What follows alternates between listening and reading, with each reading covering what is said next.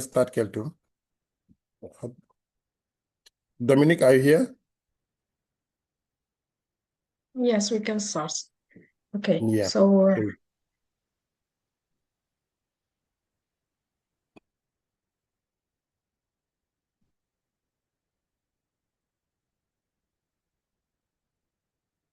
do you see my screen?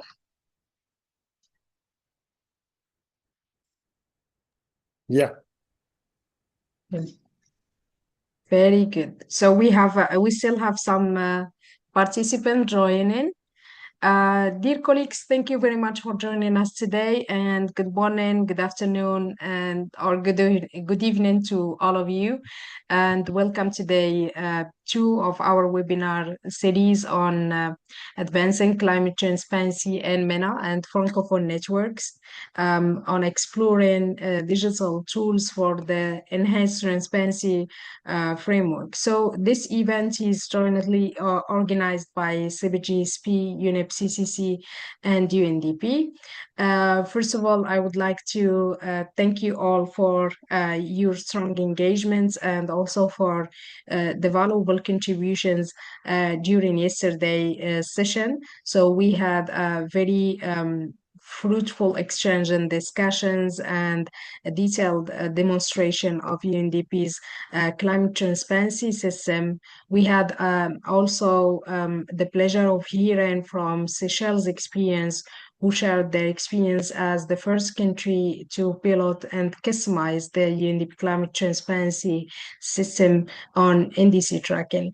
So actually their journey provides us with concrete insights on how this tool can be tailored to national needs and also help the country to meet its engagement and its commitment to the UNFCCC and Paris Agreement and the enhanced transparency framework. And we hope that this decision of yesterday inspired other countries to consider similar approaches. So today we will shift to another tool, which is the transparency, another tool very known to manage the transparency at the global level.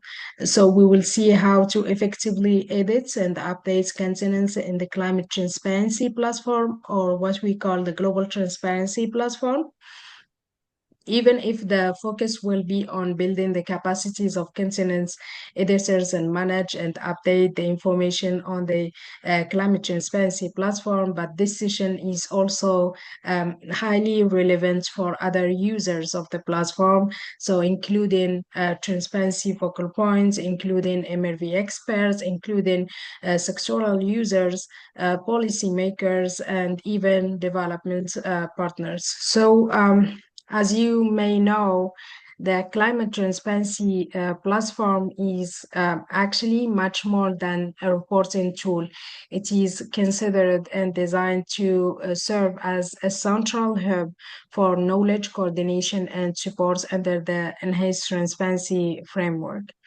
And as users, you will learn today how this platform can offer an up-to-date information on country progress in transparency, access to global and regional knowledge products and guidance, and also to offer opportunities for peer-to-peer learning, and as also a direct channel to request the support from CBIT-GSP and from other development partners.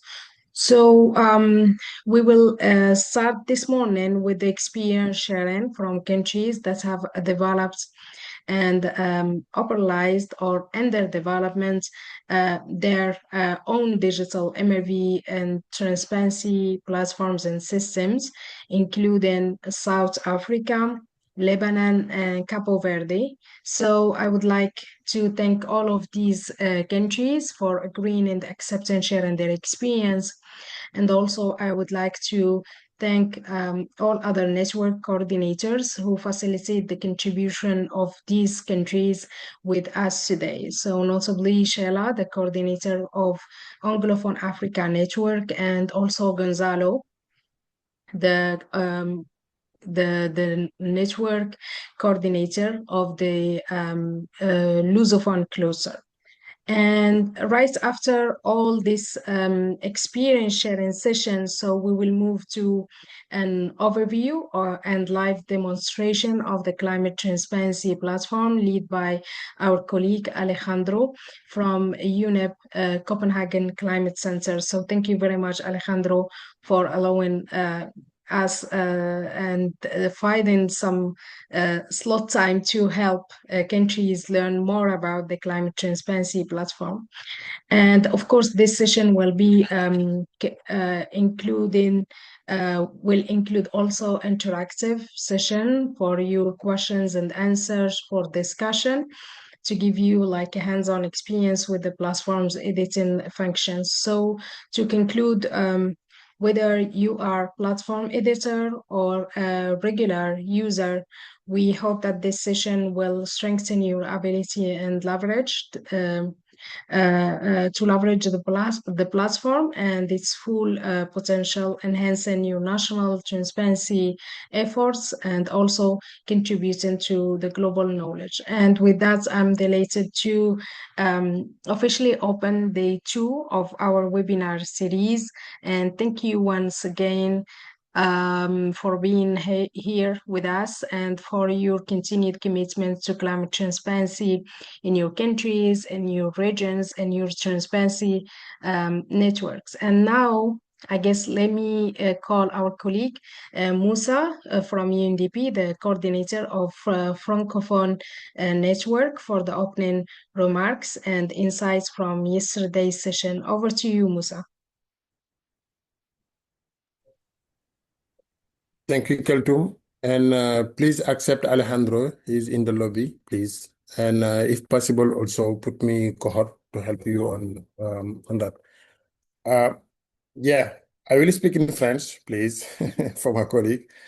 Okay, yeah, mesdames et messieurs, chers collègues et partenaires, donc, au nom du Programme des Nations Unies pour le développement, le PNUD, donc, je suis très heureux de vous souhaiter la bienvenue à ce dernier webinaire de cette série dédié à la présentation aujourd'hui de la plateforme de transparence climatique développée dans le cadre du projet CBIT-GSP.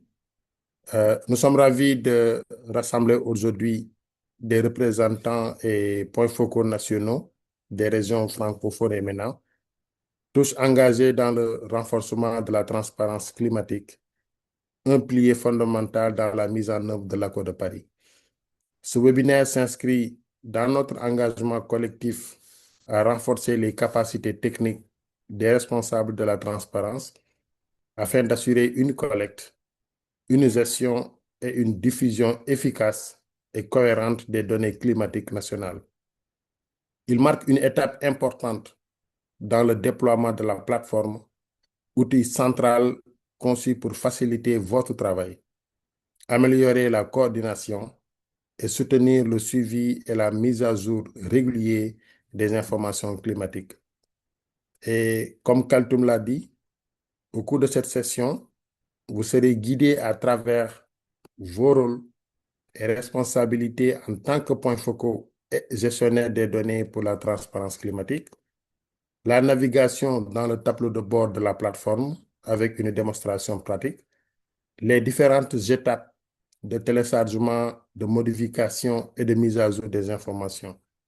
Nous espérons que cette session vous apportera des outils concrets pour faciliter votre contribution aux efforts de la transparence climatique au niveau national, tout en renforçant la collaboration au sein de votre réseau régional. Nous vous remercions chaleureusement pour votre engagement et votre présence aujourd'hui. Je vous souhaite un bon webinaire enrichissant et interactif. Le PNUD reste à votre disposition pour vous accompagner dans tout ce processus. Merci beaucoup et bonne session. Merci beaucoup, Moussa. Dominique, would you like to say a few words for the opening? She's not here, so I think we can go to the agenda. Yeah. Okay, so I would like to call you colleagues to open your camera to take like beautiful picture of today. Um,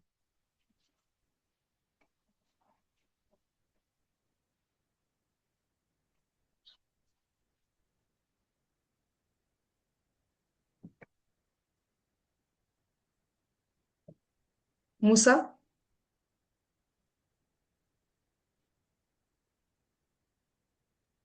Attendez, s'il vous plaît.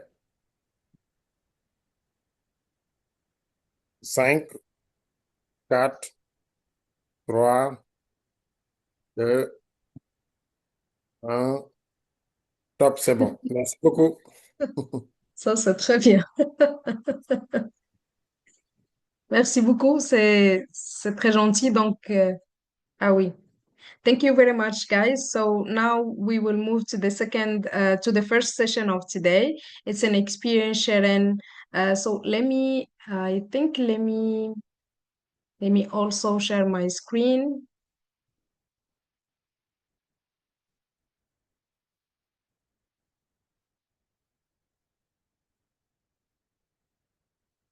Share my screen to represent the first country's experience. So the country experience today will be on. Yes, do you see my screen? Oui, tu peux le faire zoom. OK, c'est bon, c'est parfait. Okay, yeah. So now we will start with the first experience sharing from South Africa. Thank you very much for joining us today, Tusu and Sandra, for your experience sharing on your national MEV transparency platform. Just to highlight one thing, South Africa is being like one of the countries having a very strong MEV system that is very functional and operational at the national level. Thank you very much for joining. Truso, I think the floor is yours. Okay, thank you. I don't know if I should be sharing my screen Yeah, for the you can do that. presentation. Okay, yeah.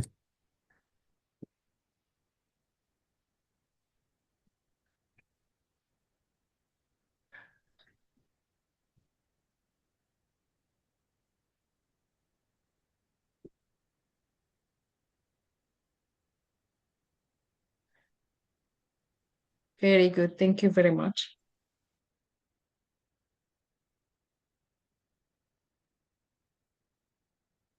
Okay, thank you everyone. As I've been introduced, I'm Thuso Serani from South Africa. I work for the Ministry of Forestry, Fisheries and the Environment under the Chief Directorate, International Climate Change Relations and Reporting. So today I will be sharing with you South Africa's experiences in development of the MRV systems. South Africa has taken significant steps to establish the legal and the institutional arrangement for the MRV of the GHG emissions to track the implementation of our NDC. So South Africa has submitted its first BTR with common tabular formats on the 20th of December 2024, along with its standalone national inventory document with its common reporting tables. So the country's updated NDC was also submitted in 2021, and South Africa is currently working on its next NDC, which is planned for submission this year. So South Africa secured funding for producing reports for its transparency system through multilateral financial support. The Global Environmental Facility has provided the critical funding through the GEF Expedited Enabling Activities Initiative for preparation of South Africa's first biennial transparency report. So South Africa has its own institutional arrangements, of which some of these arrangements are complemented by the independent statutory body, multi-stakeholder body established by the President of South Africa, which is called the Presidential Climate Change Commission. So South Africa also contributes its own resources, including in-kind contribution from government employees and the use of national resources for data collection and the compilation of these reports. So South African government officials from various departments, especially from our ministry, the Department of Forestry, Fisheries and the Environment, play a very important role in the MRV processes, offering the expertise and the manpower which are essential for the system's effectiveness. So South Africa established a strong institutional arrangement which are led by our ministry to coordinate and manage the country's MRV efforts. So South Africa is developing its the institutional arrangement for transparency system by building on the existing systems and processes that were originally there in terms of climate tracking. So this approach leverages established true structures at both the national and the provincial level to ensure a more efficient and integrated system for monitoring, reporting, and verifying the climate actions and the emission reductions. So South Africa's MRV system is centralized through South Africa's climate change information system. So as you can see from the screen, this is how our ministry is structured. So under the Department of Forestry, Fisheries and the Environment, we have the Minister and the Director General who represent the ministry. So under the branches, we have the Deputy Director General, which manages the climate change and the air quality branch, which under that there are 5 chief directorate, which really do most of the work that supports the climate reporting and tracking in South Africa. So within the international climate change relations and reporting, which I myself and Sandra are from, we do also manage the international reports. So the UNFCCC focal point for South Africa sits within the climate change air quality branch, which is our Deputy Director General. So they are also responsible for the compilation and submission of our national inventory reports and the biennial transparency reports and the preparation of our national communication that we submit to the UNFCCC. So this is how the system is structured, the MRV system development in South Africa. So as I've previously said, South Africa uses the National Climate Change Information System, which is a web-based platform that integrates data from national, provincial, and local systems, covering both the mitigation, adaptation action, policies, and measures, including some of the support needs. So the National Climate Change Response Database, as you can see from my screen, is also hosted within the National Climate Change Information System, which then facilitates the data collection and tracking on adaptation and mitigation climate action, as well as tracking of some financial support data. So the DFFE, which is our ministry, also ensures that the data from the various sectors, including energy and industry, is collected and reported as regulated through the national greenhouse gas emission reporting regulations within the National Climate Change Information System, as you can see from the screen highlighted in sky blue. So the ministry also work with other stakeholders, which include the National Treasury, to develop the systems of tracking climate finance and to ensure that climate actions and progress is reported both domestically and internationally. So here I will share with you the processes in developing our national inventory report as the structure shows. So the inventory compilation process is documented and archived in the National Greenhouse Gas Information Management System, which consolidates data for the national inventory reports. So the regulated communities include industry, government departments, and other stakeholders play a critical role in the national inventory process of South Africa. So these entities provide sector-specific data that is essential for compiling the inventory. So the data is then collected and compiled by sector compilers, which include both the permanent ministry staff and the contracted experts. As you can see there, we have a sector compiler for energy, IPPU, waste, and also we have a service provider that assists us with our follow. So the compiled data is then consolidated into the National Greenhouse Gas Information Management System, where it is archived and analyzed. So the inventory coordinator at the DFFE oversees the processes, ensuring that all these sectors are accurately represented and that the data that is collected meets the necessary quality standards. After the compilation, the inventory undergoes an approval process, which may involve the review and the approval by our ministries, by our minister or the cabinet. Once it has been approved, the final inventory is then submitted as part of South Africa's national inventory document or the BTR and maybe the national communication, which is supported.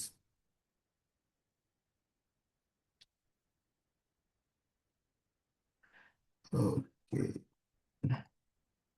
So I will share some of the lesson learned and challenges that we experienced in our MRV system.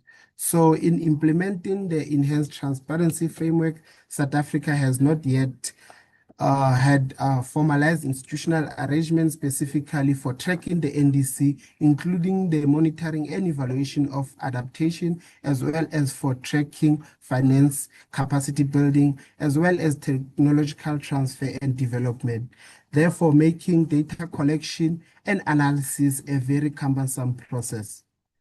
So data is collected on ad hoc basis using standardized templates aligned to the reporting requirements of the modalities, procedures, and guidelines. Although South Africa manages the National Climate Change Information System, which hosts several tools to assist with the data collection, including the National Climate Change Response Database. The data that is collected is still insufficient for tracking the implementation of the NDC, as it is provided by different stakeholders on a voluntary basis. There's also insufficient capacity building support to maintain this system that I'm talking about, and also aligning it with the requirements of the enhanced transparency framework. So South Africa also faces institutional constraints, including high staff turnover and limited number of personnel working on the implementation of the enhanced transparency framework. So most of these personnel in the department that are involved in the compilation of the National Greenhouse Gas Inventory and the NDC tracking, including tracking for financial, technological, and capacity building support needed and received, are also employed temporarily through donor funds. So their position ceases to exist when these donor projects cease to exist or they come to an end, which then puts pressure on the staff that is employed permanently that are assisting and working on the enhanced transparency framework, including the additional time now that will be required to train the new staff when the new projects come and the new donor funds are available. So we took an advantage of the CBIT project that were available to us to enhance our MRV system. So the CBIT project has played a very important role in strengthening South Africa's MRV system, particularly through the implementation of what we call a long-term capacity building strategy. So this strategy has been essential in training South African experts in greenhouse gas inventory compilation and the assessment of the mitigation policies, measures, and building credible expertise in climate transparency.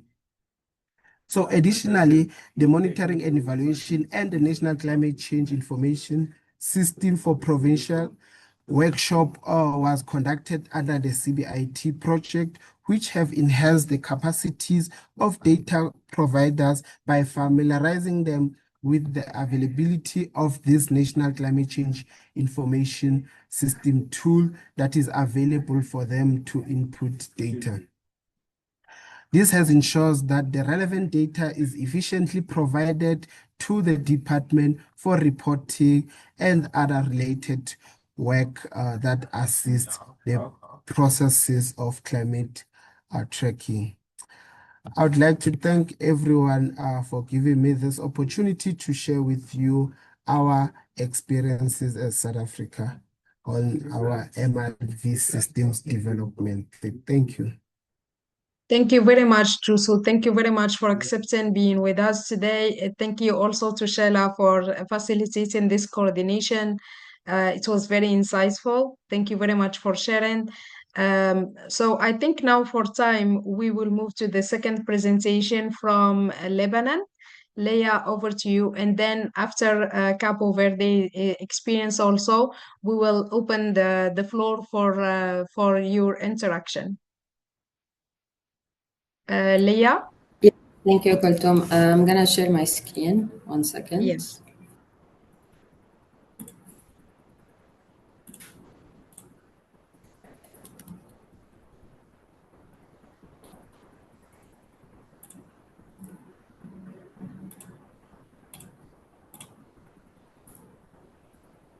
Please, if you have any questions, you can put them in the chat and we will try to answer them after. Just write the name of the country that you would like to ask. Thank you very much. Okay, over to you. Can you see my screen, Kulthum? Yes, yes, yes. Okay, perfect. Hi, everyone. Thank you for having us, and thank you for the webinar the past 2 days. It's been really insightful. And I'm saying that I think we all have the same challenges. My name is Leah Zghaib. I work at the Ministry of Environment. I work with the climate change team at the Ministry of Environment. We're the unit that's very much involved in the reporting aspect to the UNFCCC. So we're very much focused, or have been focused over the past few years on the enhanced transparency framework and establishing one for Lebanon. So basically, this first slide is the reason why we need to have a very efficient enhanced transparency framework, because of the it's not a burden, but the added requirements of reporting back to the UNFCCC over the past few years. I mean, first we had to report every 4 years, now every 2 years. There's a lot of sectors involved, so there's a lot of stakeholders involved, right? So we had, and I think we had the opportunity through projects such as, for example, the CBIT project, and through projects like the BTR, to focus a little bit on developing Lebanon's MRV platform or transparency journey. So building a system that fits the national circumstances of the country. So what were the core pillars that were previously challenges that we kind of tried to overcome by developing this platform?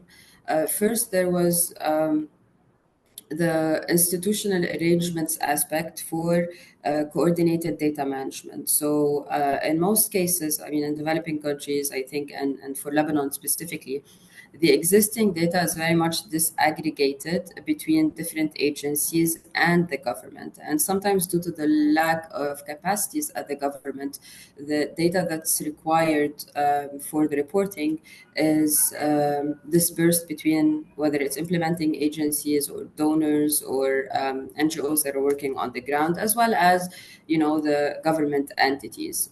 But you never really find it in one place. So having the proper, or let's call it innovative approach to developing an institutional arrangement or mechanism to coordinate all of this in terms of data collection was extremely crucial. So to be able to do that, we had to map the data collection ecosystem. Who are data providers? What are the entities that we have to work with to be able to not only collect the activity data that will be on the platform for the GHG inventory, but also the NDC tracking indicators. Launching the digital platform, and then where we are now is at the platform operationalization aspect. So the purpose of the platform eventually is to be used as something that will produce basically what we need for the BTRs. So in terms of the structure that was suggested when we did the initial mapping exercise, to be able to tailor this platform in a way that it won't be just another tool that no one will use. So we wanted to tailor it in a way that it really becomes operational and an integral part of the reporting mechanism for Lebanon. So based on what I was just saying regarding the disaggregated data aspect in the country, we managed to create, or the solution for us was to create task forces. And in these task forces, we would bring in people from different aspects of the climate sphere in Lebanon. So you would have NGOs, you would have the government, obviously, the data providers, academia, because they work a lot on the ground, sometimes in terms of studies, research, developing indicators, as well as the private sector. So each task force has the capacity to collect the data because they have the data, whether it's activity data or NDC indicators. And the implementing entities and the donors in the task forces have the data on what support they're giving in terms of financial support for that would eventually go into the BTR. And then the second layer was creating a climate secretariat based in the Ministry of Environment, which would focus on validating the data that is reported through the platform, again, on the platform. And then the NDC committee at a later stage would assess the project, the progress of the data collection each cycle, and then approve on what goes into the report. So a foundational step really was the establishment of a robust institutional arrangement mechanism in place for data collection and reporting. So we touched a little bit on the institutional arrangements, but to give you a better idea on why we really focused on having this as core to the platform is because we want all the members of the task force to have a role to play, right? So, for example, the data providers, they will be users on the platform. They will be able to go in, input the data, and then in the same task force as the data providers, you would also have, for example, a coordinator, which sometimes could be a ministry person, or sometimes it could be, an implementing agency person. And these people would validate the data that was provided on the platform. And then the third layer of validation is the task force coordinator. And the fourth is the secretariat, the climate secretariat. And then all of this data is validated through the platform, on all of these layers, ticking all of the boxes, making sure that, we've covered all of the TAC principles, let's say, and then that goes into the reporting. And these individuals or task forces are also in charge of the development of the indicators that we'll use. Now, if you notice the two different colors, these are the steps of the entire cycle. The first three steps in light blue, those happen on the platform. So the data collection process, we have the task force members agree on which entity has what, and then the task force coordinator leads the process. And they do these online meetings where they assign these responsibilities, and then the cycle kicks. We start the cycle on the platform. Everyone receives an email of the data that they need to include. The data validators input the data, and the coordinators kind of validate the data on Miscal. That's the name of the platform. Finally, as I mentioned, the Climate Secretariat validates the inventory and indicator. And then here we get to the stage which happens off of the platform, is developing the inventory, the NIR itself, and then information goes into the BTR. So even though we have a data collection phase on Miscal on the platform for data providers to put the GHG inventory activity data on the platform, the Excel still need to be extracted, and we still have to use the IPCC tool. But we're hoping that that's something that could be integrated at a later stage within the platform itself. So in terms of indicators for the NDC, because now we have to be tracking our NDCs, through the CBIT project, over 160, to be more specific, 166 indicators were developed. They cover GHG activity data and the NDC progress for both mitigation and adaptation. All of these indicators have been integrated onto the platform. And those are a couple of snapshots of what the platform looks like when a reporting cycle is initiated. So just a heads up, MISCAL stands for Management Information System on Climate Action, so for Lebanon. So this is where we kind of got the platform name from. You can see on the screen that it's extremely user-friendly in terms of interface, but also at the same time, it's divided into task forces. So the features of the platform is that it's web-based. It's a web-based system. It's easy to manage, store, and analyze data on it. And it's designed to function with Lebanon's, let's call them limitation or constraints for now, which is limited infrastructure. It's adaptable to, there's videos of how to, there's a guide, so it's adaptable to some of the challenges that we'll later go into. You know, for example, the staff turnover that was already mentioned.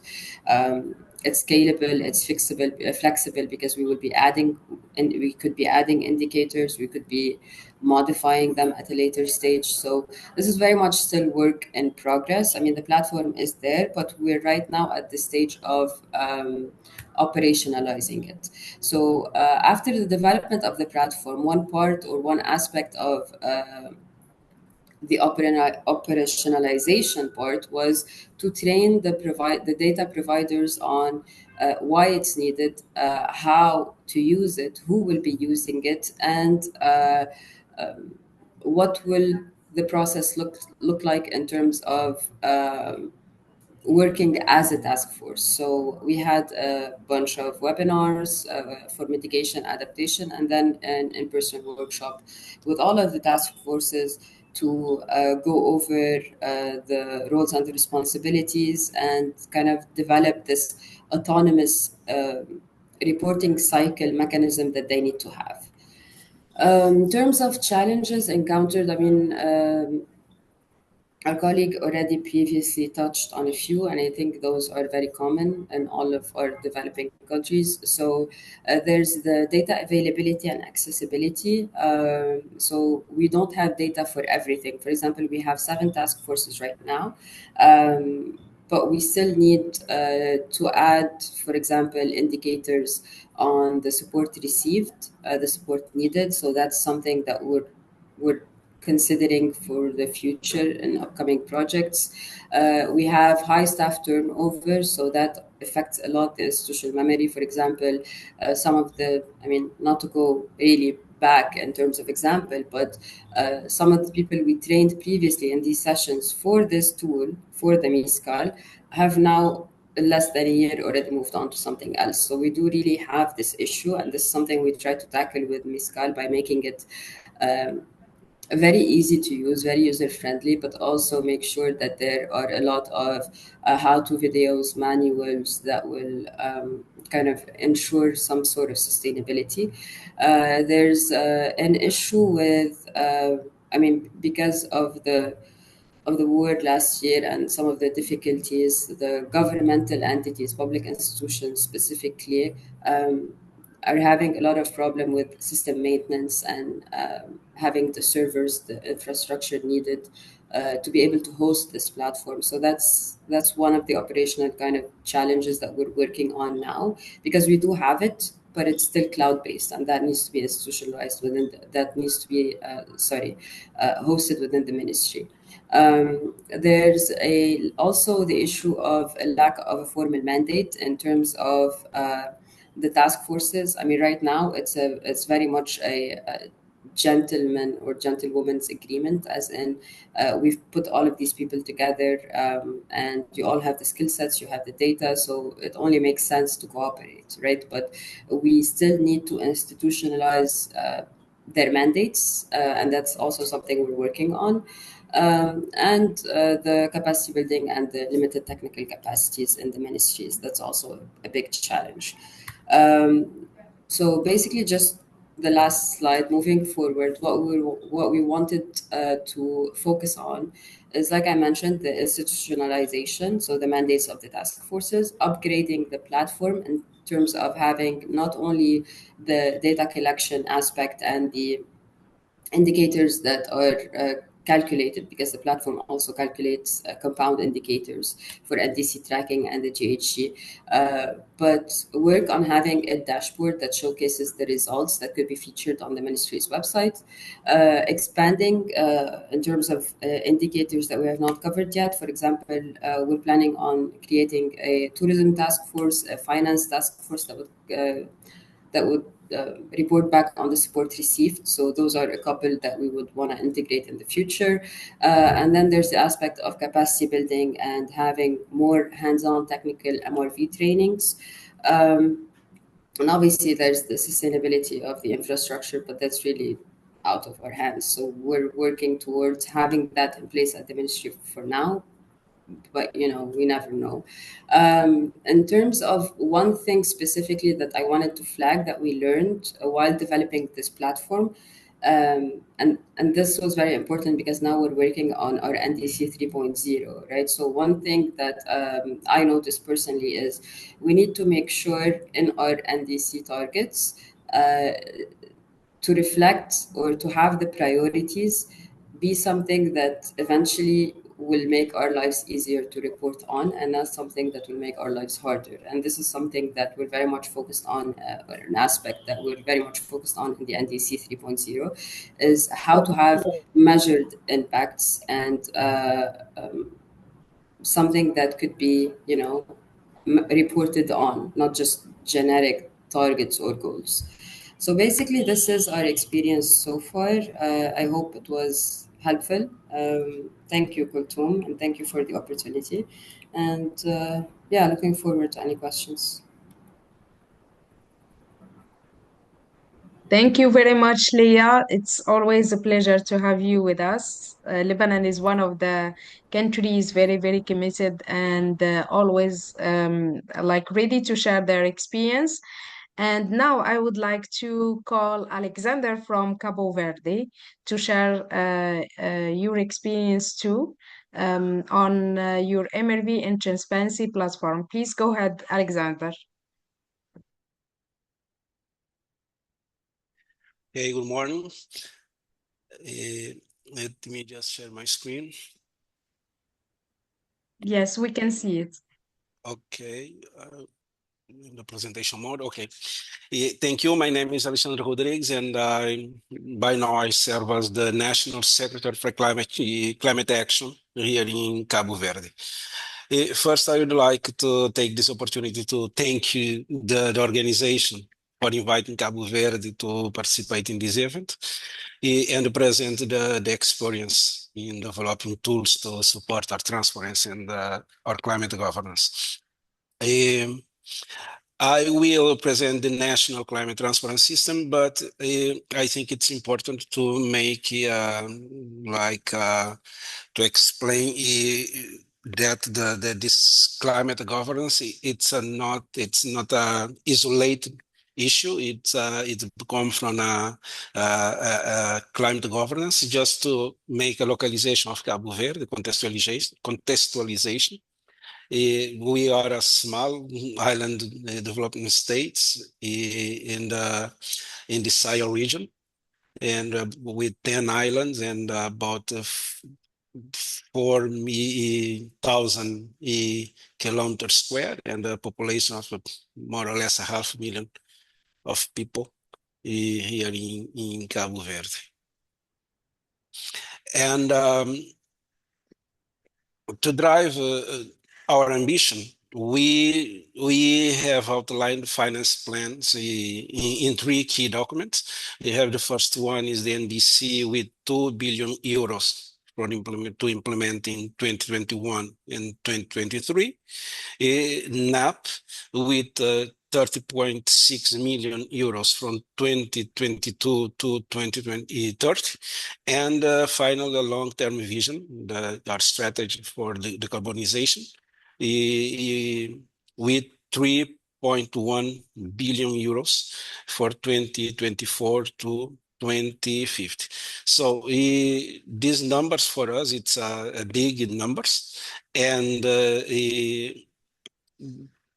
they represent the ambition that we have and the confidence that we have in our governance framework.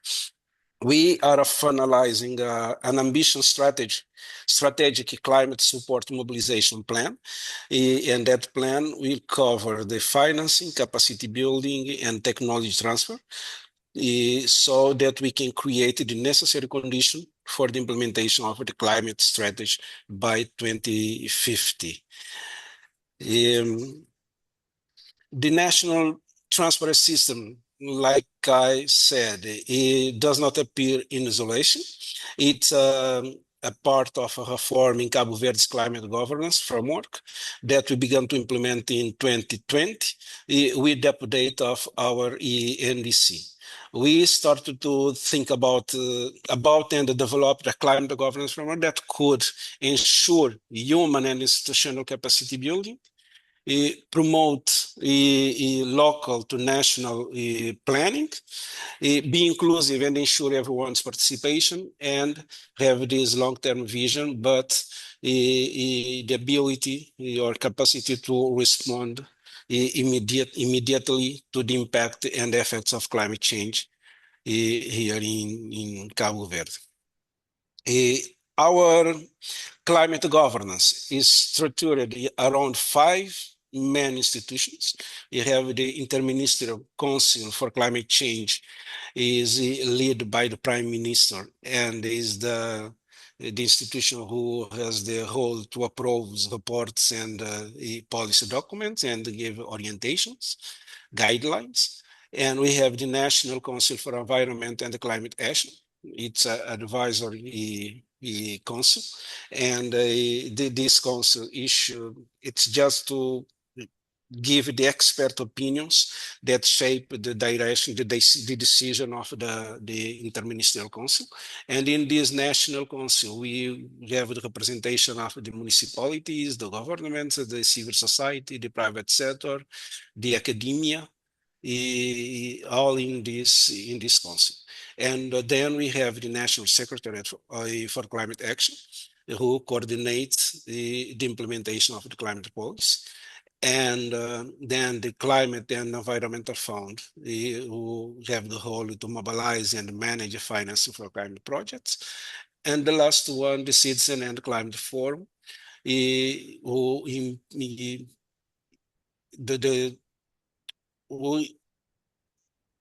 give the opportunity for the citizen and the private sector monitor the implementation of the climate policy and give some support to the implementation of our climate policy.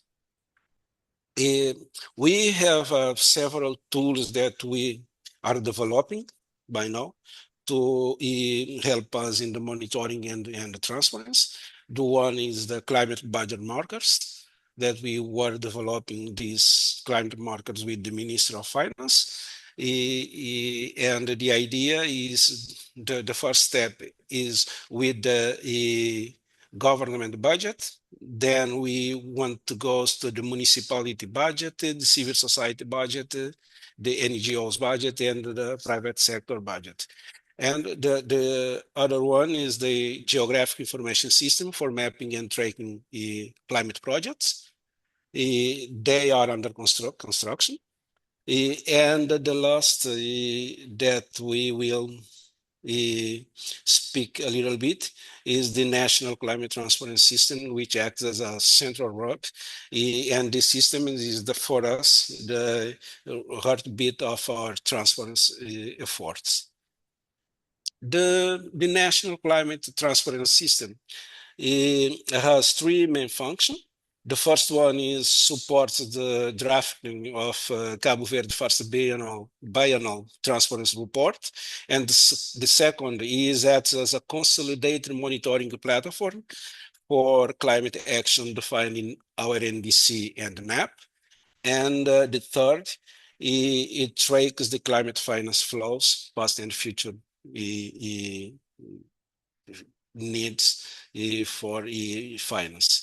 And this is how we ensure the accountability and alignment with the global expectation about the transparency from Cabo Verde. And this is I think the core of our system. This system was developed based on the ETF system developed by the UNFCCC for the preparation of the CTF and CRT tables. And it is composed of 5 modules, each with a specific function to ensure comprehensive monitoring of climate action in Cabo Verde. The first one is the greenhouse gas inventory model, responsible for surveying and monitoring the greenhouse gas emission and removals. And the second one is the NDC monitoring and assessment model. The third, the mitigation model. The fourth, it's adaptation model. And the fifth, the climate action support model. And when we introduce the data, we have these outputs. The idea is to give us these 7 outputs to help us with the structured data for ETF tables for greenhouse gas inventory, structured data for ETF tables for progress in NDC, then from support, and the fourth is customized NDC monitoring reports by sector. We can see the reports by sector, institution, and by goals if we want. Data analysis for transparency narratives, and transparency narrative for adaptation, and the last one is data to estimate and design the support need. This is the 7 outputs that this system can give us. And the system was created with using Microsoft Access and Microsoft Excel application, because it's easier. We have this based in our computer, so it's easier for everyone to have this in their computer and can use. By now, the system integrates this is the environment for the interaction with the system, with the models. And this is an example of in the right screen. It is how we interact with the system. The example we have here is a contribution and target for NDC, the first one, the green circle, and with the blue circle is a measure and pulse that we can introduce and track the measure and the pulse. We have the same screens for all the other models that we want to enter data and then analyze the data. So now we have this system centralized here in the National Secretariat for Climate Change. But it's possible partners to access the system for direct entry of data and information. But we are in the very beginning phase to test this system. We have this system centralized to monitor all the introduction of data. We have people who have this role only to enter the data and validate the data, to see if the system will respond like it was projected to do. But so, of course, we have some challenges, and one of the challenge that we have is data availability. I think is the same for all the countries, and of course we have this high staff turnover, so it's very complicated for a small states, and with 10 islands, the administration is very fragmented. So it's very complicated to collect data and validate this data, but we were working in this, and of course the limited technical capacity. But by this, we were working with the universities to strengthen the institutional capacities. And we have a few young people, youngest university students, who is now in training to improve their capacity to help us to implement our climate action. So this is the presentation of our experience, and we have this QR code with a climate portal from Cabo Verde. And in this climate portal, you can see all the action that Cabo Verde is taking in the climate governance. So thank you very much. Thank you very much, Alexander, for this valuable experience and for sharing all of these beautiful achievements. Thank you very much for all of the countries that shared their experience today and yesterday: Seychelles, South Africa, Lebanon, and Cabo Verde. This is very valuable insights from your side. We learned a lot, and actually other countries will be more motivated to enhance their transparency system and to establish and design some online MRV systems. So for now, I would like to open the floor for discussion. If you have any comments, discussion, or questions to these countries, please go ahead. Alexander is still with us, Leah and Tuso. Just to say, I actually I have another commitment now at 10. But the colleagues can make a question, and I can answer by email, and you can share with them. I'm sorry about that. No, it's always a pleasure to have you, Alexander. No worries. Yeah. Thank you very much for joining us, and you. thank you for finding some time for sharing your experience. This will not be the last time, for sure. Yeah. Thank you. And I share my presentation so you can share with the colleagues, and they have the email there, and they can contact me. Of course. Okay, I will also I will also add all these presentation in the Global Transparency platform in the events page, so you can download all of them, and then we will share also the recording on YouTube, so you can also see the session of yesterday and today, and even for people who couldn't join us. Musa, can we see any hands? I'm not sure about this. And we didn't receive any question yet. Yeah, And I think we can give the floor to Alejandro. Okay, Dominic, and after we can regroup the all question after the presentation for Alejandro, because we have time with interpreters. So Dominic, please. Yeah. Yes. No, thank you very much, Alejandro, for the presentation. I just have a quick question regarding how can a country learn from this, from your system? Is it possible for another country to replicate exactly how the system has been developed, like the modules that you presented, and at least the architecture of the system? Is that something that is feasible? Yeah, Alexander, if you are still with us, or someone from the team of Cabo Verde could answer this question. I'm not sure if we have someone, but I understand that this is like a national effort. So it's not, we didn't yet represent the Global Transparency Platform, which is not an MRV platform, but it's a hub for knowledge, experience sharing, for requests and supports, etc., etc. Yes. So is there anyone from Cabo Verde?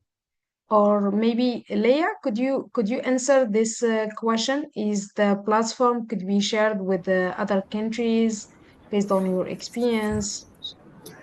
Um, yeah, hi. Yes, I'm here. Thank you. So I think not specifically the platform. I think this is something that I noticed yesterday and today is that each platform from the country experiences is very much tailored to the circumstances of that country, right? But there is something that can be learned, at least from our experience, which I also think is a challenge that could be overcome.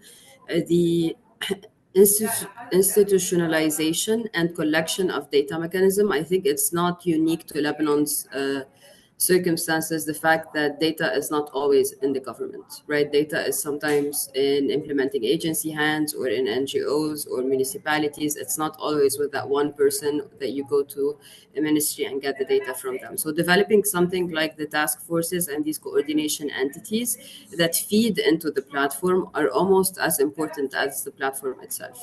So I think that's one thing that could be replicated. In terms of the technical aspects of the platform, I think just as user friendly as possible. I think that's an aspect that should be replicated in other countries and can be.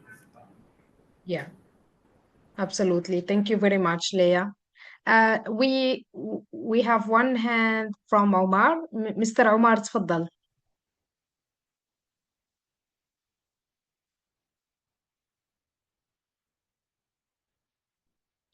We can't hear you, Mr. Omar. You are muted, I guess. مرحبا بكم جميعا. ننتهز الفرصة الثانية في الورك شوب هذه نعبر عن امتنان التجارب اللي عرضت من الأخوة المشاركين، تجارب قيمة، ونحن يعني نرغب في تنفيذ هذه التجارب. أنا بنعطي لمحة مختصرة على تجربتنا في جمع المعلومات، خاصة أن احنا في مرحلة إعداد جرد الغازات الدفيئة لدولة ليبيا. فكانت الطريقة أن احنا شكلنا فرق عمل، مجموعة في كل قطاعات العناصر، سواء التكييف، قطاع الزراعة، قطاع المياه، قطاع النفط، قطاع الكهرباء، قطاع الوصلات وغير القطاعات. هذا المجموعة كلفت يعني داخل القطاع بتاعها ان هي تجمع معلومات خاصة بجرد الغازات، ولكن احنا نحتاج الى انشاء منظومة، بحيث ان احنا منظومة واحدة تربط كل القطاعات، وتم كل قطاع على اساس انه يدخل معلومات دوريا على المبيعات القطاعات.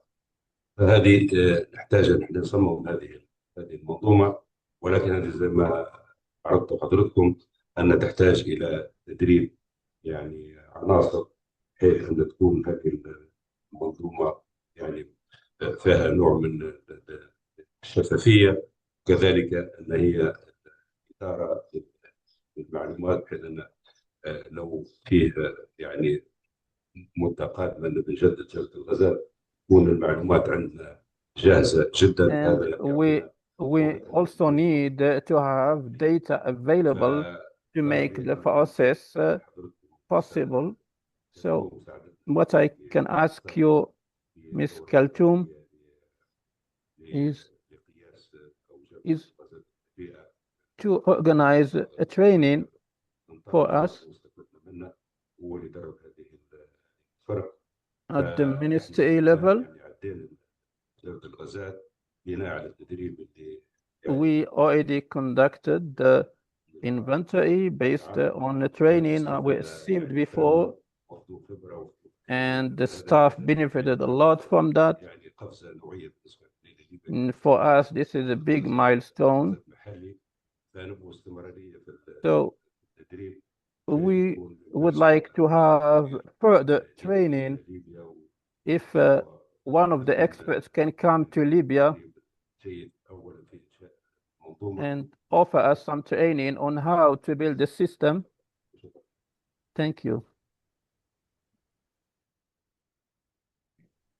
Thank you very much Mr. عمر. شكرا جزيلا. أنا راح أجاوب بالعربي لأنه تكلمنا بالعربي.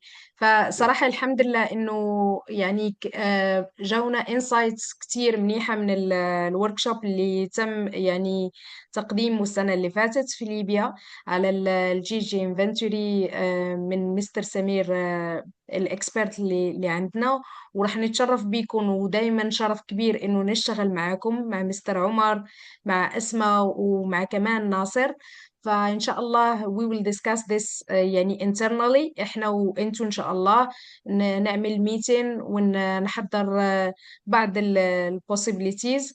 فإحنا دايما بنتشرف بيكم، وراح يكون يعني راح نكون أكثر من سعداء إنه نقدم هذا التريننج hybrid أو virtual أو in person. but إن شاء الله ممكن إنه نناقش هذا إن شاء الله فيما بعد. راح يبعث لكم إيميل مستر عمر. شكرا جزيلا. أنا بشوف إنه الكوليج معكم، فشكرا جزيلا لأنك يعني جمعت كل الناس اللي بتشتغل على الموضوع.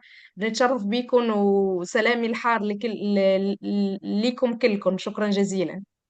شكرا جدا لك فيك. شكرا جدا. أوكي نجلة تفضلي نجلة. Good afternoon. Can you hear me? Can you hear me? Yes, we can hear you. We can hear you, نجلة. تفضلي. Okay.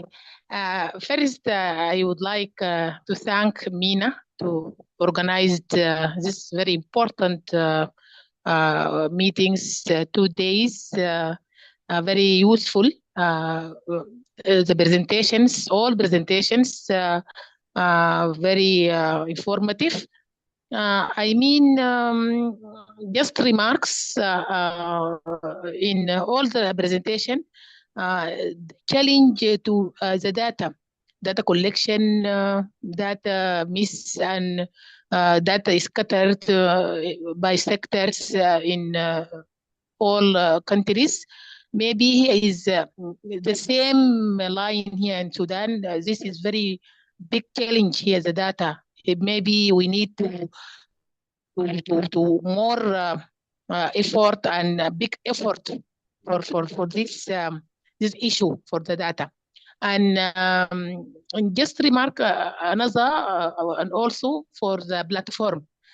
This platform system is very important to implementation this years, because the GHG maybe in my country the force يمكن force report started this year. We need to train in how the system work in deeps, because many sectors like forest established the platform in Red Plus project under the project for Red Plus established the platform in Afalo sector. Maybe agriculture and forest the start this platform in 2002 maybe put the data in Afalo sector. But unfortunately, the sectors like energy, electricity, or water, or different sector not start yet for this platform. We need all the sectors under the focal point start the transparency tools, maybe implementation here in these years after the peace, inshallah.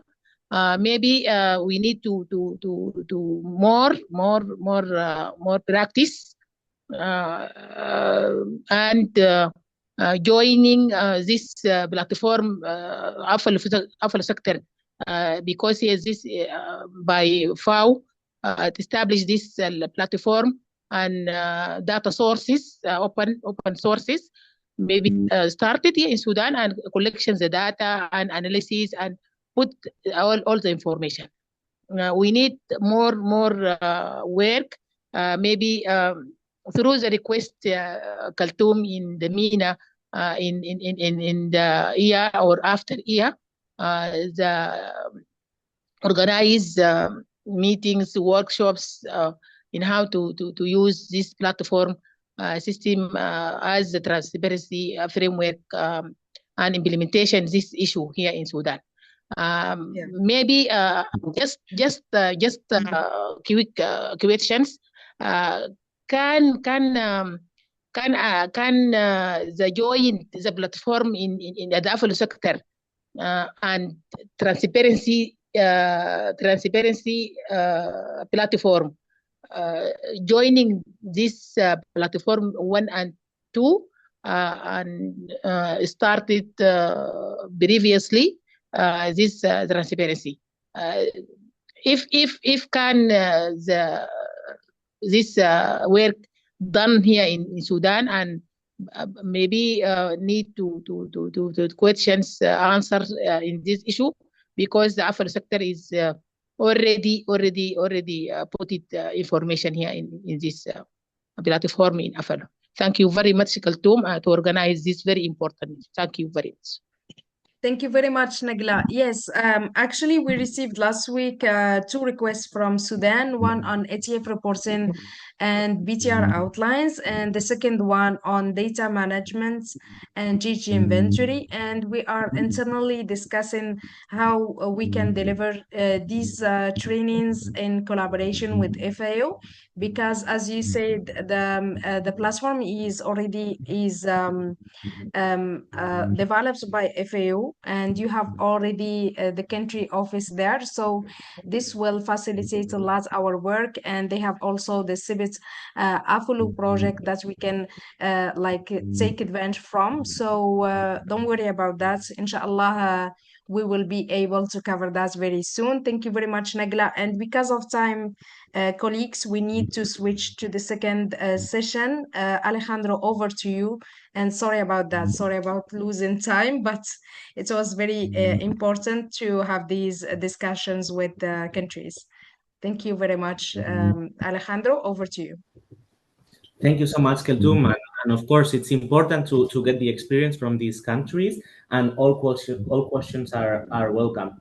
I am very happy to see the experiences that have been shared from the 3 countries, including their journey when it comes to developing these data management platforms and these transparency systems, as well as navigating through the challenges that this can pose. And we have seen that there's many common challenges throughout the countries in developing these platforms and these data management systems.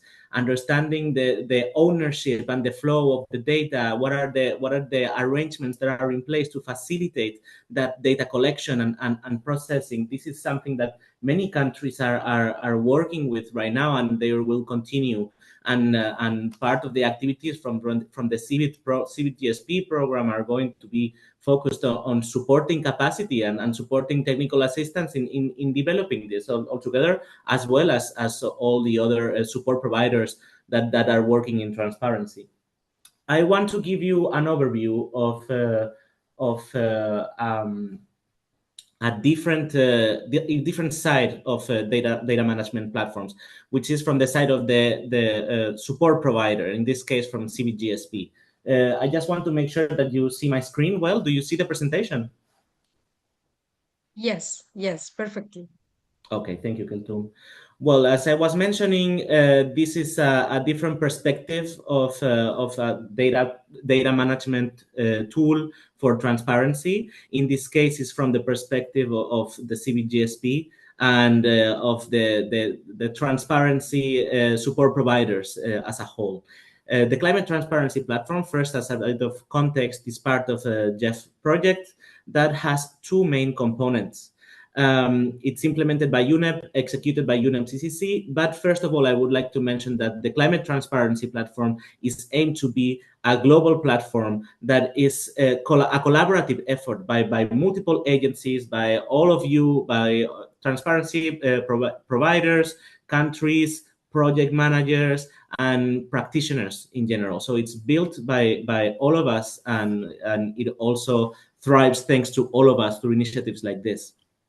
The two main components, going back to the project, is to streamline knowledge and delivery of support of Article 13 of the Paris Agreement, and to create stakeholder outreach and dissemination of best practices through virtual meetings, workshops, webinars, and other activities like this one that we're having today. Part of the first component entailed the integration of two previous web platforms that used to exist and that now have been combined to create the Climate Transparency Platform. We can see here, for many of you that have been around for a longer time, you probably recognize these platforms and these websites. One was the CBIT Global Coordination Platform, and the other one was the Global Support Program website. They were the websites of two different initiatives that had a similar role. They had some overlaps, but also some unique activities from each of the projects. These two platforms and these two websites ultimately have been merged and have been combined into what we know today as the Climate Transparency Platform. When we were preparing and we were creating this platform, or we were planning what this platform would be, we knew that we had some objectives that had been established through the development of the GEF project, and we had some main requirements for what this platform had to be. We knew that we wanted to have transparency information related to both projects and countries. So ongoing, upcoming, and past in-country, regional, and global initiatives, different country profiles with information on their progress towards NDCs, BURs, NCs, the new BTRs, their own self-assessment of gaps and needs, and more information about their project pipeline within each country. We also wanted to provide a library and a compilation of transparency resources, from scientific papers to methodologies, tools, guidance, etc. A platform for requesting support, so a direct interface to communicate countries and projects with support providers and requesting assistance in multiple issues related to climate transparency, and a space for an interactive user-driven forum where we again can communicate with you and with the transparency practitioners and the transparency community globally for experience sharing, the sharing of ideas, questions, feedback, you can imagine, you name it. Basically, this started during 2022. The preparation and the conception of what is the platform today, and we started by planning these needs that I have communicated earlier, and starting to have multiple consultations with internally, externally, transparency experts, country and project focal points, and other representatives from international agencies and other support providers. The objective of this planning and these consultations was no other than identifying and defining the key functionalities, identifying what are the key requirements, that the key information that has to be displayed, how can this information be requested or sourced or communicated more effectively, what are the previous challenges and areas that could be addressed from previous experience, what are the new features that we're getting asked. So what are the needs from the transparency community on how this platform could be most impactful. Useful features to show in the main pages, and agreeing with the countries and with the projects and with the other support providers on to what level we could showcase national transparency information in a way that not only serves as knowledge sharing and information sharing with transparency practitioners worldwide, but in a way that is also useful to the countries and the projects, to serve as a space where important information can be compiled here, easily accessed here, and in a way that this information is useful for the countries and for the projects in order to assess gaps and needs in future implementation, in future projects, or in future development of the BTR, NDC, NC, etc. The result, as you can see, was the Climate Transparency Platform. You have the QR code here, so you can access it, and we have some of the main features that I have mentioned that were the requirements from the GEF, and how the development of the platform has shaped them. The result is that the Climate Transparency Platform is a one-stop shop for all kinds of transparency information that cover everything related to the ETF and the continuing reporting under the UNFCCC. It is also a global overview of transparency initiatives, both GEF initiatives and non-GEF, so all kinds of transparency-related initiatives that can allow users and the community to stay up to date on developments, events, knowledge products, tools. For example, now that we are speaking about the digital tools for MRV and data management, this is very timeline, and the platform has itself some useful tools and some direct contact with support providers that you can use in order to assess your needs and request support. It also has multiple tools and features to allow for exchange within the climate transparency community. For example, we have a space that I will show afterwards where you can directly ask questions related to different transparency topics. And we have a roster of experts, both internal and external, that will be answering those questions on an ad hoc basis. So it's a help desk, so to say.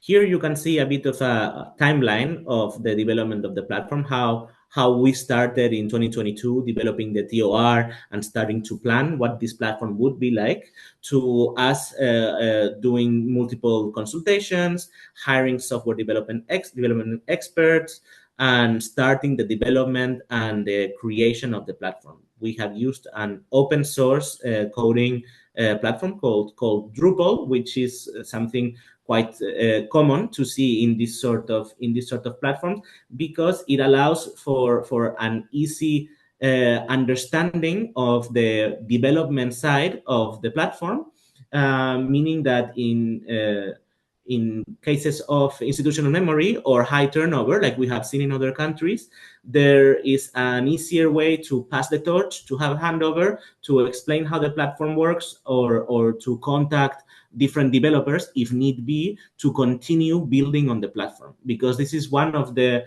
lessons learned that we will have, and I will show, is that development of this platform is never ending. There is always something. It can be a small bug or a small error within the platform, or a completely different part that we are developing, because the platform itself is growing based on country needs and project needs, and how the ever-evolving landscape of climate transparency is demanding the use of new technologies or new tools or new information that is required. So again, we all go through these challenges and through this changing landscape. Very important to mention the notion of shared responsibility. So the Climate Transparency Platform, because we have a huge project database from CBIT projects to GEF enabling activity projects to different other transparency initiatives. We have multiple countries, multiple projects, multiple support providers that are part of the platform. It is a complex platform to manage, meaning that there is a lot of roles, there is a lot of responsibilities.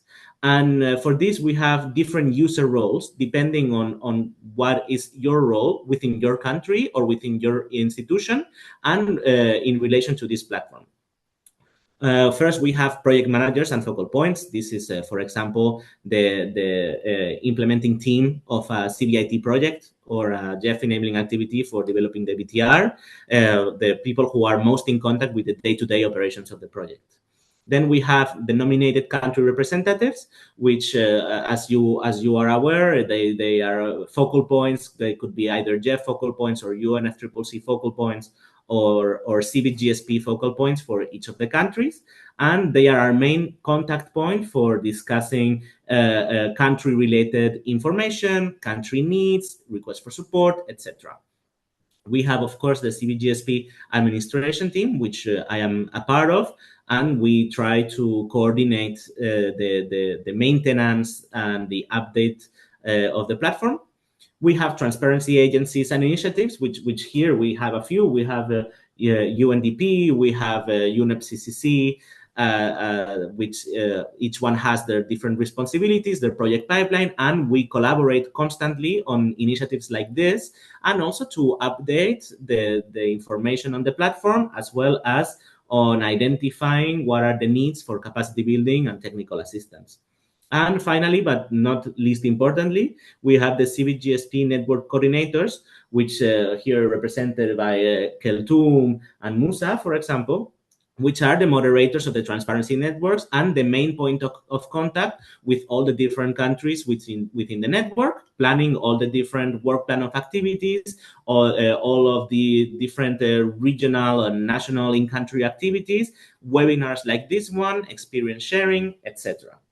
I want to say that shared responsibility in this context is the key to maintain engagement and up-to-date information of the platform. As I have said from the beginning, in this world of new tools, new reports needed, new initiatives, sometimes it can be not the easiest to introduce one new platform and start talking with the countries and with the projects and say, now you have a new platform that you have to report on or that you have to include information on. Many people can see it understandably as an extra task. But I want to say that there is a lot of added value in supporting this sort of initiatives, because not only facilitates knowledge sharing between countries, between projects, between initiatives, which is very valuable, as we have seen in activities like this webinar, but it also takes a big part in countries assessing their own gaps and needs. And it is a direct linkage with support providers on requesting support, identifying needs where support is needed, and having a direct contact with support providers for getting assistance in the implementation of these activities. I'm going to stop sharing now quickly, and I'm going to show you very briefly the climate transparency platform, so that you can see if you are not, if you have not registered yet, or if you have not been in the platform yet, I invite you to do so, and I will show you how it works. So I'm going to go back to the main requirements that we needed to cover and that the climate transparency platform offers for the transparency community. First, you can see here, this is just the homepage, and it offers an at-a-glance view of different transparency initiatives, an overview of projects in each country, an overview, for example, of the different UNFCCC reporting, where you can see if you want to look into what is the status of BTR reporting worldwide, you can have at a glance view and access to different country information. For example, here, if we want to see an overview of CBIT projects, we can see what is the status globally of different projects, and get direct country or project information in each of the countries. We also have an overview of news and events that are happening right now, as well as different tools, methodologies, reports that are coming from multiple sources, so that it can all be stored in one single space, so that you have one hub, one يكون هناك مكان واحد لكل. As I was mentioning, we have a space for country and project information. If we go, for example, to Argentina's page, we can see the different country-related information, including their focal points, UNFCCC focal points, GEF focal points, CBIT-GSP focal points, multiple country transparency information, including BTRs, NDC, NAP, LT-LEDs, a project pipeline, and a space for posting and assessing the country's own needs and gaps when it comes to different areas of their MRV system. We have a similar space for project information, where we can see all the different project pipeline. As you can see, we have many projects in this pipeline, from CBIT projects to enabling activities. If I look for Lebanon's project, for example, we can see the projects that are ongoing or concluded recently in Lebanon, and we have different project information that can be helpful for other project managers, for other country representatives, and for their own team in Lebanon to store all information, to have focal point information in one single place, to advertise news, events, and opportunities. So say, for example, that the Lebanon is going to have a next phase of their CBIT project, and they need to hire consultants and expertise in energy and transport sectors, for example. They have a space here in the climate transparency platform with a wide audience to post an opportunity to post a request for consultancy that then where they can advertise this position and ultimately get more applicants. We have an overview of the project indicators within this project, which is again an example of knowledge sharing for other projects, other countries, other transparency practitioners, to see how different CBIT projects structure, identify their indicators and their KPIs, and how do they track and manage and verify these indicators. We also have an overview of the progress in each project based on the GEF reporting of each project. And we have a space where each project can put different project documents that can be from the project document to different deliverables, to different knowledge products and outcomes that have happened from this project. The climate transparency platform also has a space for publishing news and events that, as we will see in the next session, is available for registered users and for different project managers and country representatives to use. This is, again, an open tool, an open source for all of you, and the more the merrier. We want all of you publicizing your news, your events, and using this climate transparency platform as a one-stop shop for transparency resources. We also have, of course, a knowledge center where we are storing all the different tools, methodologies, briefs, reports, case studies that can be quite useful for you for getting either ideas or research or just technical assistance with many topics. As I have mentioned, we have a space for posting consultancies, opportunities. We have a space for asking questions directly. There's many questions here, for example, based on BTR development. And we have a roster of experts that both internal and external that will be constantly reviewing and replying to these questions. So it's a great space if you're having any challenge, any issue, any doubt in many topics regarding transparency. It could be greenhouse gas inventory, institutional arrangements, constraint needs and gaps, etc. This is an area where you can get some support. And linking with support, there is a space where you can directly request support in multiple areas regarding your MRV system and your transparency frameworks within the country. This is a space where we are matchmaking requests for support with support providers. And the way it works is that different country representatives will, in many cases, will be in contact with the CBIT-GSP network coordinators, Khartoum, Musa, etc. And different needs for support will be identified. After which the country or the country in coordination or supported by the network coordinator will submit a request for support. The request for support is a template where you can express what are the specific needs of support that you need, what are the areas, what are the sectors, what are the budgets, timelines, etc. Anything that can serve to give more information about the kind of support.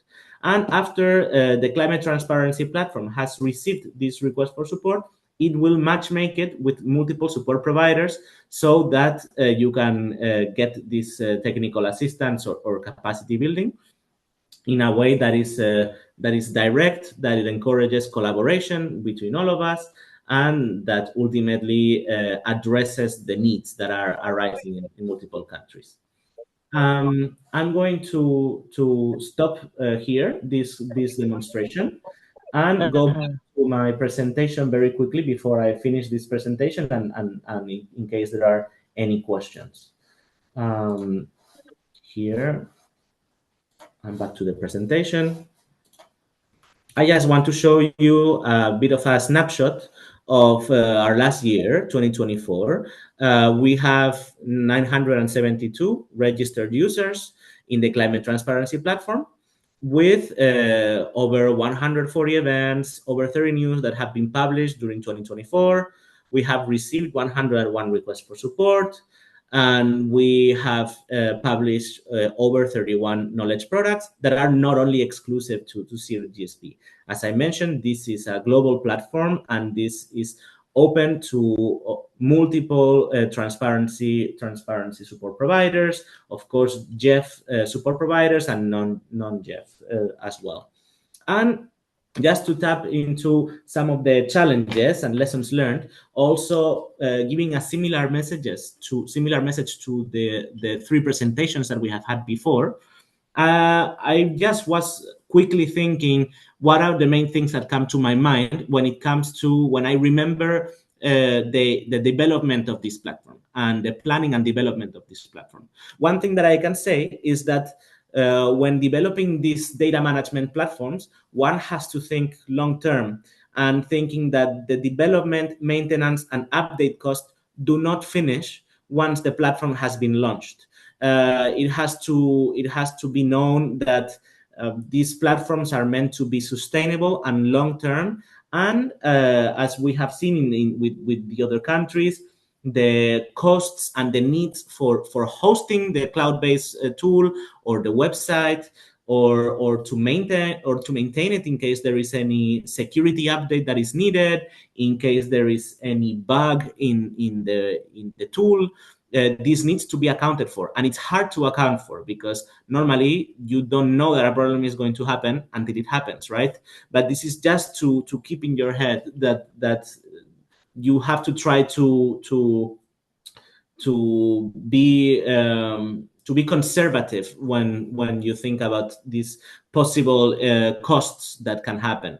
Another thing that can happen, and it happens with this platform, is that the development can continue after time, and how the platform looks today is not the same as how the platform looked during the launch. We have added new functionalities. We have discovered there is a need for new functionalities, and we have had to add those. So it is quite common that these sort of data management tools will also need to be revisited or updated, or maybe there is a new module on NDC tracking that needs to be included in your national MRV systems and your national platforms. So this is something to think of. Another thing is that planning is very important, and I cannot stress it enough. the level of detail that is needed for planning these tools, it's important to consider it, and it's important to go through different scenarios and different to be very detailed in the planning, because small oversights can set you back, can be costly in monetary terms, but also in time that costs to fix some mistakes. To put you one example, imagine that you for example, that imagine if here we forget to include gender dimension in either project information or in user information, and we need to correct this.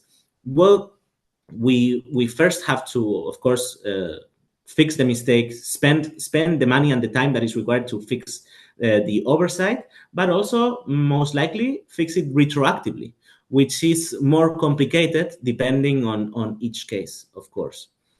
As I have mentioned before, revising and adding features can happen and will happen is due to unforeseen circumstances and due to new arising needs of the country and for the platform.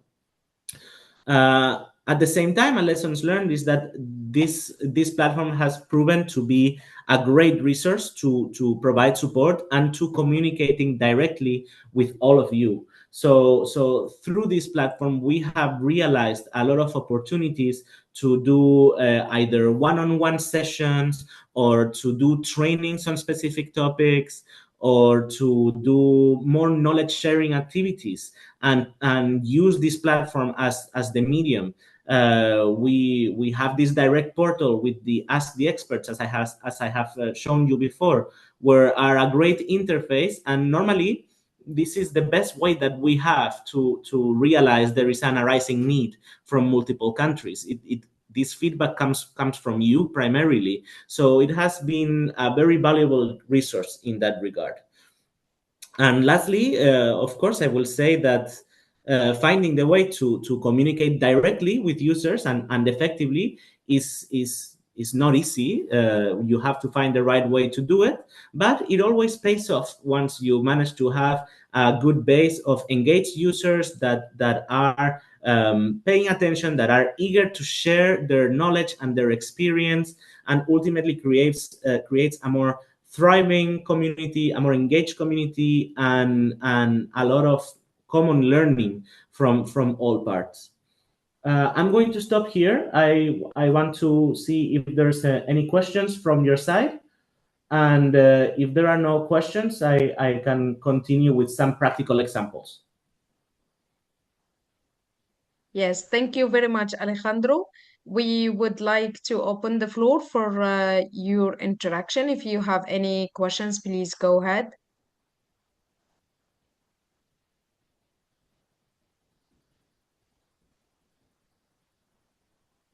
I think we can move to the last session, Alejandro, if you would like, and then Sure. we can have questions.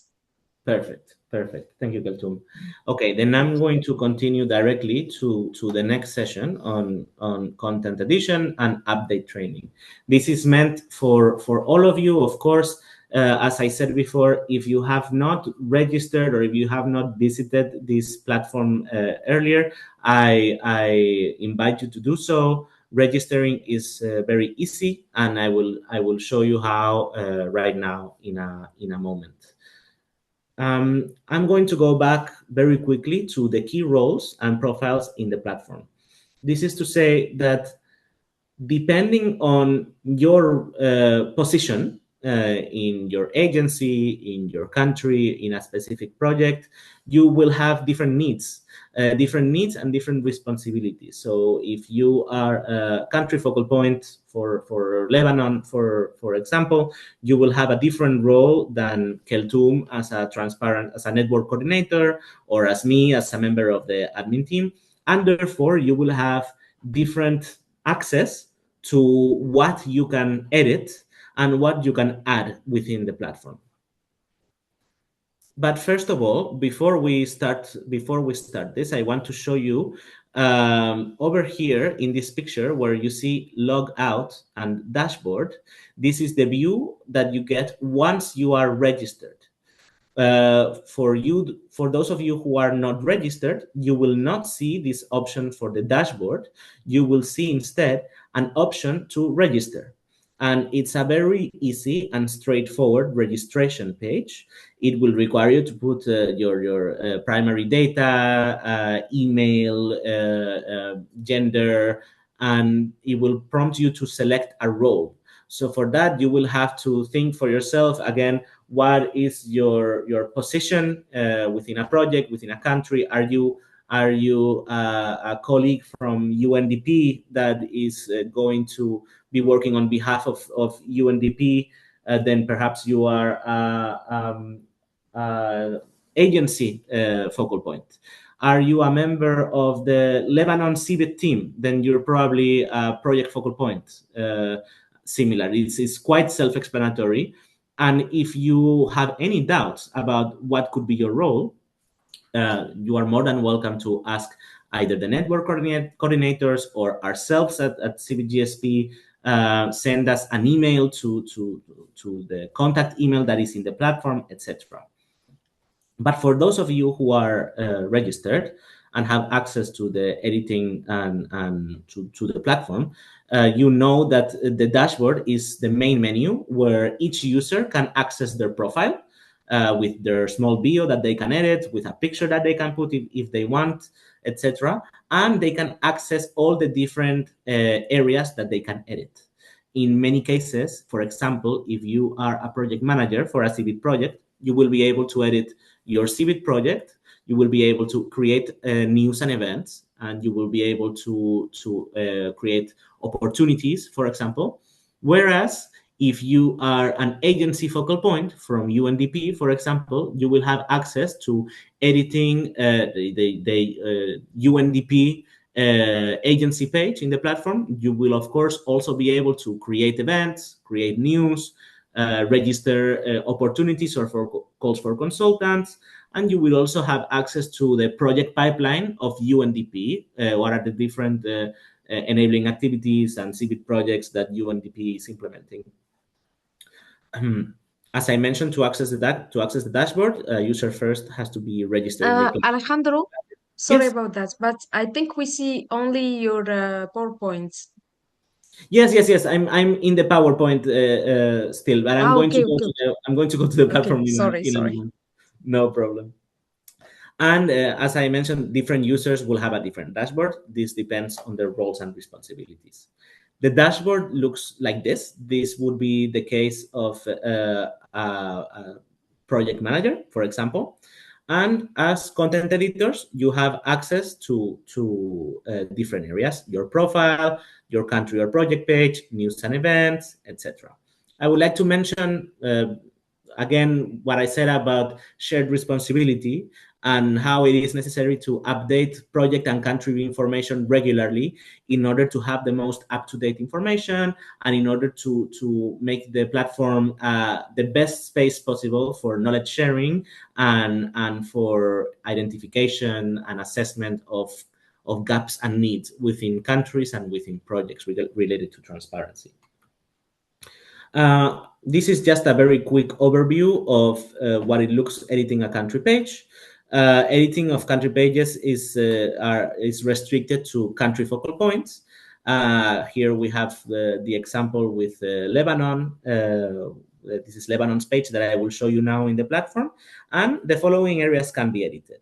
You can edit all the different country transparency information that is highlighted in the Lebanon page, the different climate documents that are submitted to UNFCCC, other relevant climate documents. For example, one example, Vietnam, I think by 2024 or by 2023 did not have an LTLEDs document, but they do have a 2050 net zero document strategy that is not submitted to UNFCCC.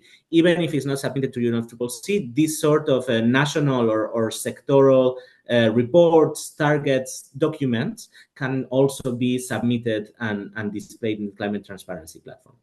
You can also edit national focal point information, as well as news, events, and opportunities related to Lebanon or the network or the project.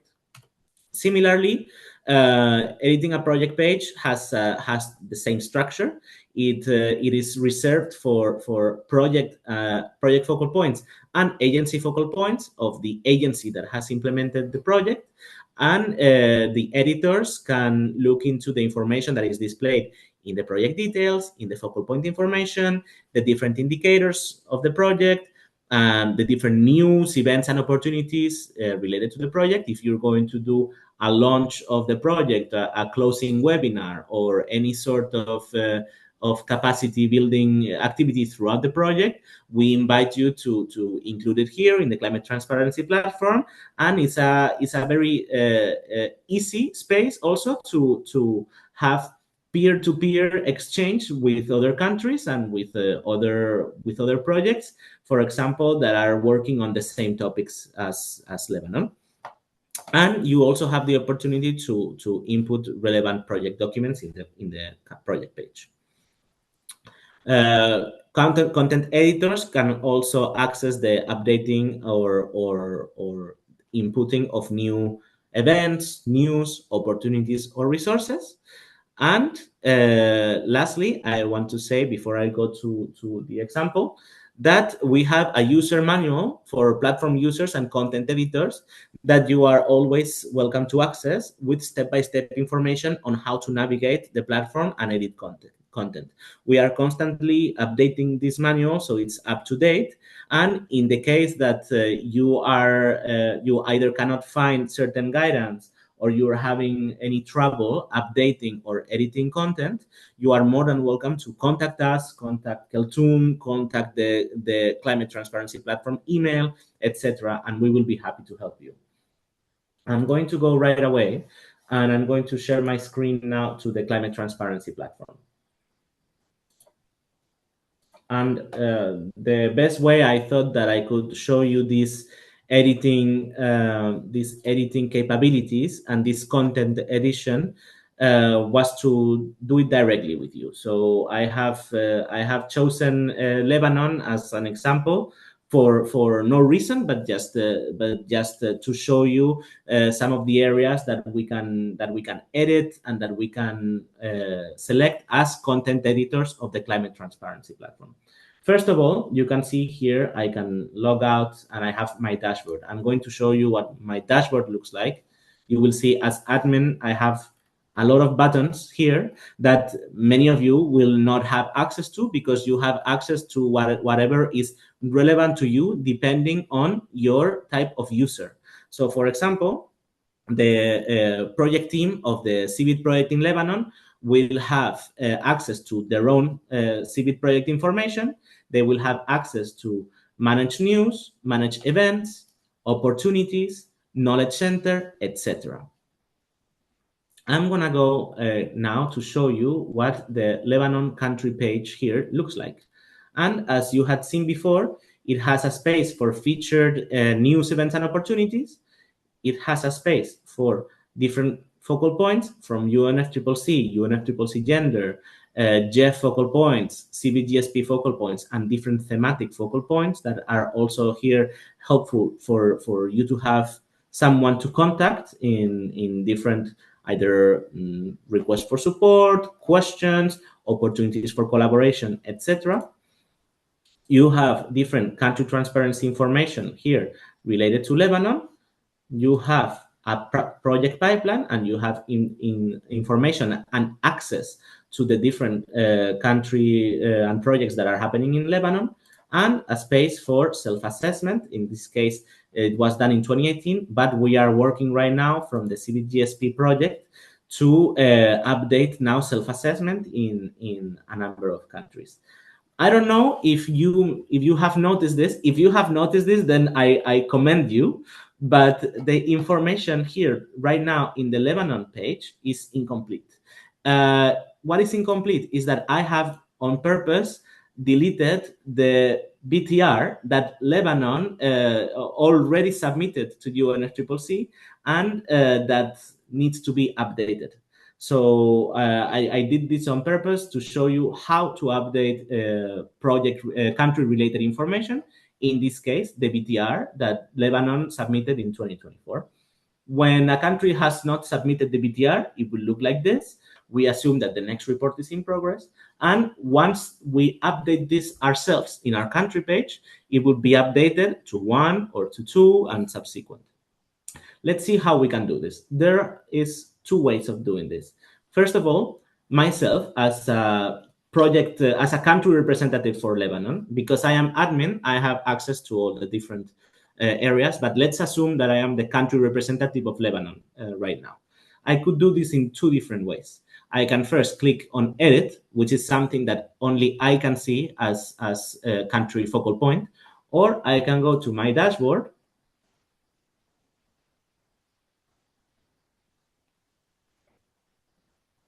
I can go to manage country. And of course, here I have all the different countries because I'm admin, but for the project country focal point in Lebanon, they will only have access to the Lebanon page. So here it is, and I have access to editing the Lebanon country page. There are different areas. This is just a security update that we are doing in the source code right now. And these are all the different areas that I can edit as a country representative. The transparency information, the national climate documents, all the relevant climate documents, national focal points, country details, etc. We are going to go to the transparency information where I have a menu of all the different reports that I can input. At a glance, it can look like a lot because there's a lot of different boxes and they all look very similar, but it's quite self-explanatory. First of all, when we want to add a new report, we just have to select what kind of report we want to submit or we want to update. And once we have selected, we just have to put the link and the year. And it's as simple as that. In this case, we're going to go to the bottom of the page and we're going to add a submitted report. What type of report? This is a BTR, and the link, I have it here.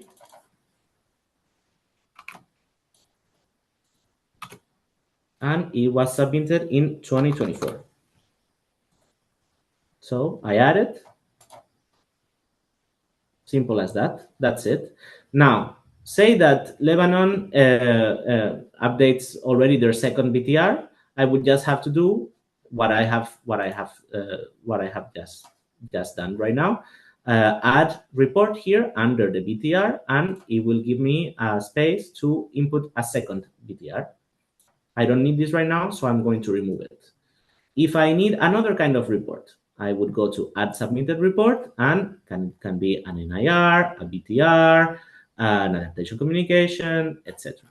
Once I'm finished, I have to click on save so that the information will be registered. And we can see now that the country profile of Lebanon has been updated, and we can also see this in Lebanon's page. Now it shows 1 BTR submitted in 2024, and it's also submitted here with a direct link to the UNFCCC page so that all the information can be easily accessed in one single space. We're going to go now to the project page. I'm going to show you how the project page of Lebanon looks like. Here we see a space for featured records, which we are going to feature one now.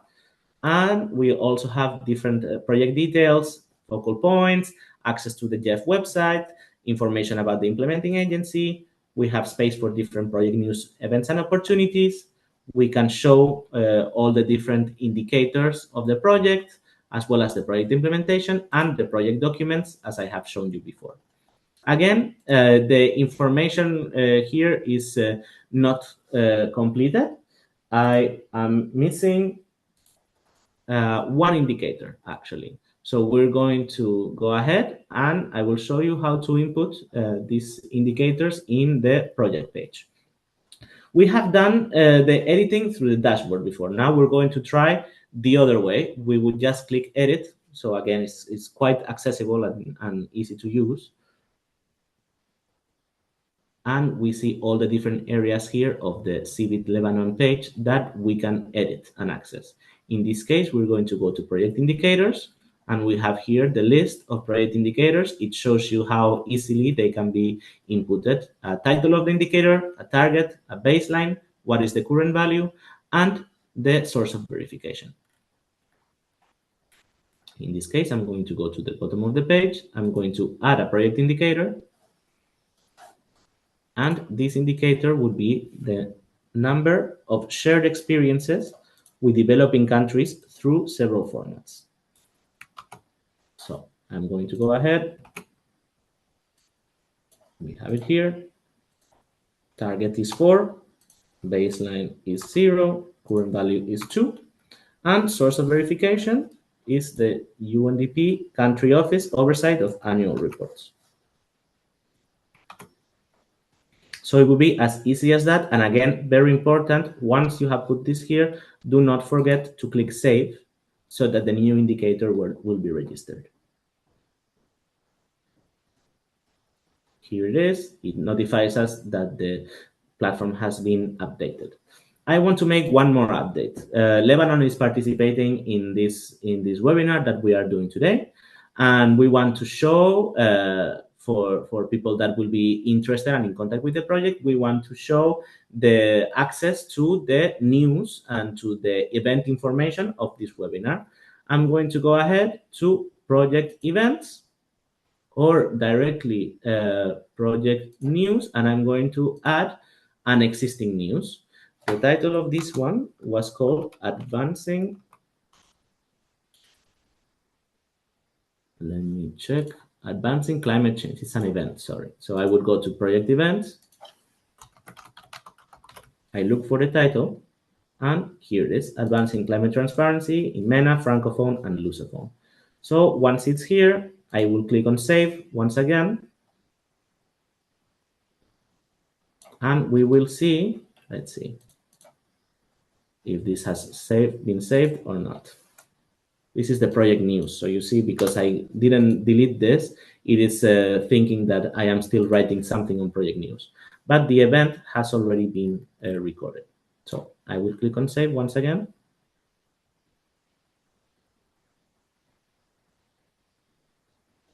And we can see that this event is now featured on the CBIT Lebanon page. So this is how you can feature all the different events, news that you are creating to highlight the advancements in your project or in your country or within different initiatives that you may want to disclose or communicate with your stakeholders or with the wider transparency community.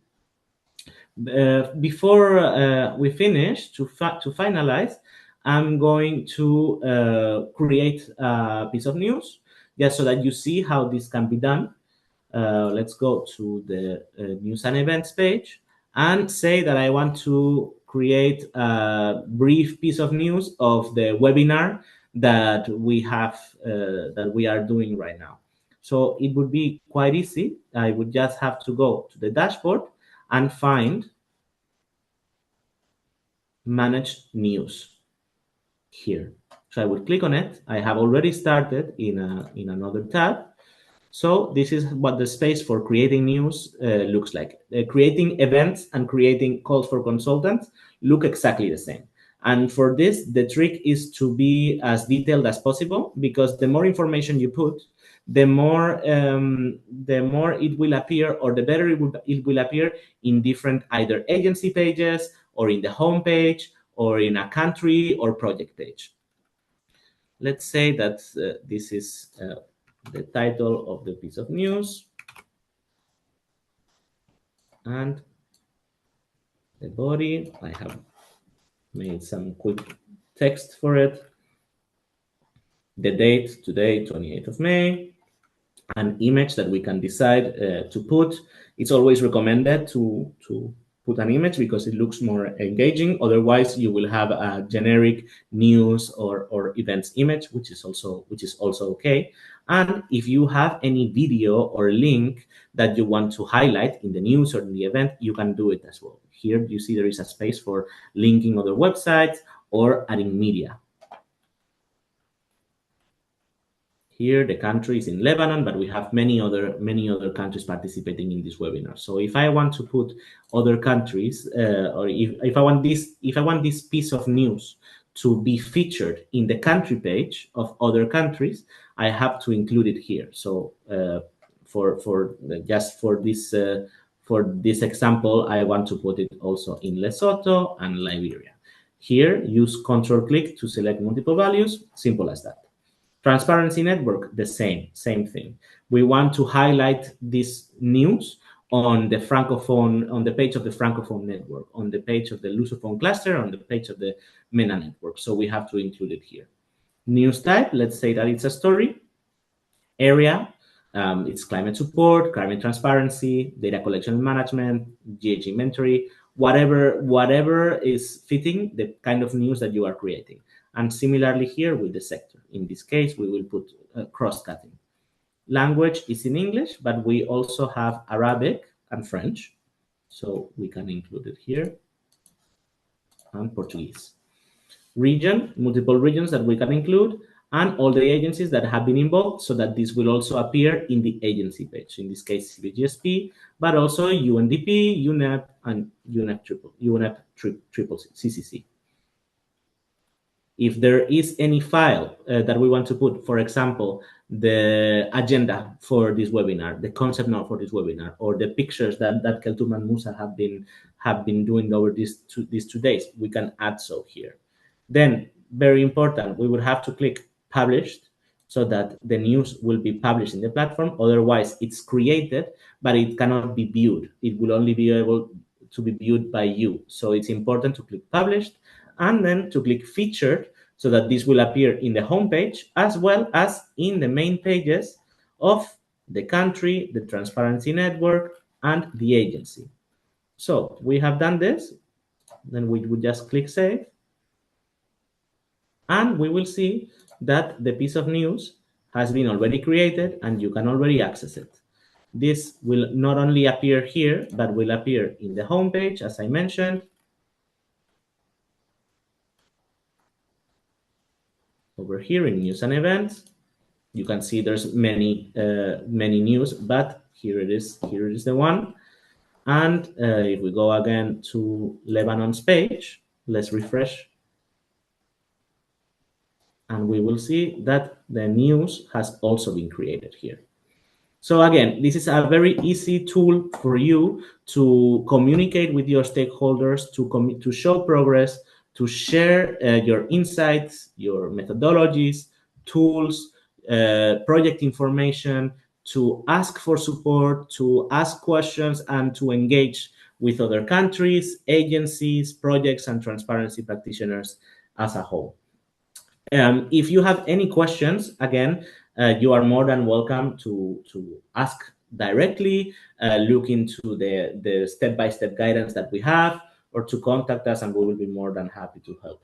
With this, I'm going to stop my presentation for today, and if there's any questions, feel free to unmute yourself. Thank you very much. Thank you very much for this very, very, very in deep presentation of the platform. So all the functionality are clear now for both networks, and I would like to open the discussion. If you have any comments, please, colleagues, go ahead, or you can leave your comments and questions in the chat. We will make sure to send all the presentations to you, and we will put them in the platform. So we'll not share them. We will share the link to the platform so you can access to the platform, you can know it. You can, this is actually what I do in other events. So I'm avoiding to attach the presentations so that people know more the platform and its functionalities. So I don't think we have any questions. It was very, very clear, Alejandro, especially because this is the second session after last year. Yeah. It's also a lot of information to take in, so it's fine if there's nothing immediate, but just so that you know that if you have any doubts or any problems while you're doing all of this, you're more than welcome to contact us. Yes, thank you very much. So don't hesitate to reach out to Alejandro, to me, or to Musa if you have any other questions or you need more clarifications. And now, if you still have a little bit some time, we can just move to the Menti meter. Please try to join us by scanning the QR code here. This is just to have your feedback, and it's very, very important for us, for our reporting. Please try to join us by scanning the QR code, or you can go to the menti.com and enter this numbers 8970705 4. Okay. So here also it's more clear, so you can just scan the QR code and go to the Menti. All right, from where are you joining us today?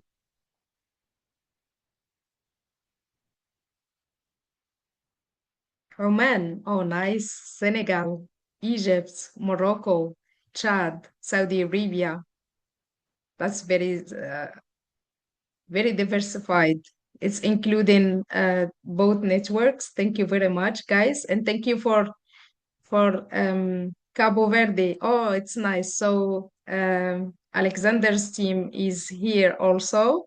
Egypt, Chad, Morocco, Saudi Arabia, Oman, and Cabo Verde, Senegal, Chad.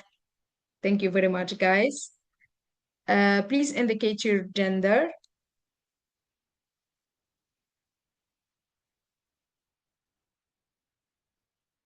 What are you, ladies? We have only 2 females. All right. 4 and 6, 7, like 5, 7. It's almost 50%. Good.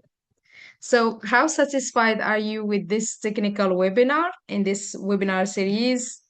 Thank you very much. Satisfied, very satisfied, neither satisfied or dissatisfied.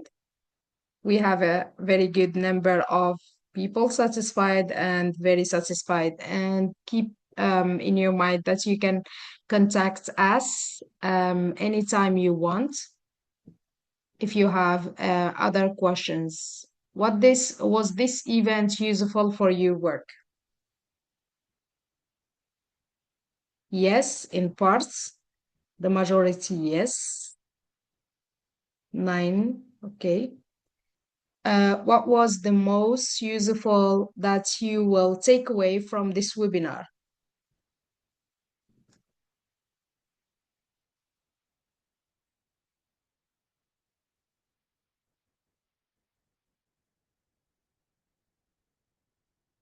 Stage, platform, presentations. Okay, that's great. So with that, thank you very much for joining us today, colleagues, and sorry because we couldn't manage time, but it was very insightful and a very important session. So thank you very much for joining us today. And Musa or Dominic, if you have any other words that you would like to say, please go ahead. Alejandro too.